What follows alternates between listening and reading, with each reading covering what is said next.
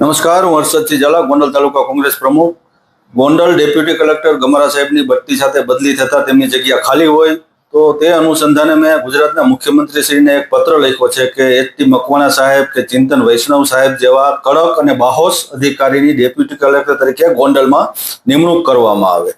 એનું કારણ એ છે કે ગોંડલ સંવેદનશીલ વિસ્તાર તરીકે જાણીતો છે અને ગોંડલમાં ખાણ ખનીજની ચોરી, ડુપ્લિકેટ ડીઝલ, એલડીઓ, રેશનિંગના જથ્થાનું બારોબાર વેચાણ, ગૌચરની જમીનની બિનકાયદેસર રીતે ફાળવણી અને પ્રદૂષણ સહિતના ઘણા પ્રશ્નો છે જે અત્યાર સુધી ઉકેલ એનો આવ્યો નથી અને આખાડા કાન કરવામાં આવે છે.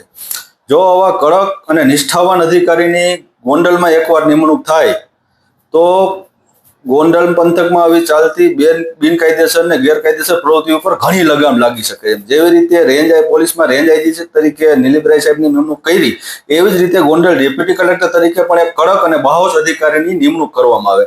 નહીતર અહીંયા તો ગોંડલમાં તો આમ પ્રજામાં એવી માન્યતા છે કે સ્થાનિક આગેવાનોની જે લાગણી અને માગણી સંતોષે એવા અધિકારીની અહીંયા નિમણૂક થાય છે. આની પહેલા જે 2-3 અધિકારી આવ્યા એવી રીતે એમને સેટિંગથી ગોઠવીને જ અહીંયા મૂકવામાં આવે છે. અને આ વખતે અમને એવી પણ માહિતી મળી છે કે આ વખતે પણ એક અધિકારી અહીંયા થોડા દિવસ પહેલા આવી ગયા, મુલાકાત લઈ ગયા અને કહી ગયા કે તમે કહેશો તેમ અમે કરશું. એટલે એની ભલામણ ગાંધીનગર સુધી થવાની ચાલુ થઈ ગઈ છે. એટલે મુખ્યમંત્રી સાહેબને વિનંતી કરવાનું કારણ એક જ કે જો આવા અધિકારી સેટિંગ વાળા અધિકારી આવશે તો પછી પાછા સામાન્ય પ્રજા માટે કામ કરવું મુશ્કેલ છે. અમુક ખાસ લોકોના જ કામ થશે.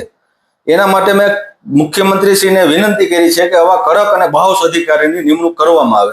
જોઈએ હવે ગુજરાતના મુદ્દુ અને મક્કમ મુખ્યમંત્રી અમારી લાગણી અને માગણીને ધ્યાનમાં લે છે કે જેવી રીતે દર વખતે ચાલે છે એમ સ્થાનિક આગેવાનોના માનીતા અધિકારી આવે છે. જય હિન્દ, જય ભારત.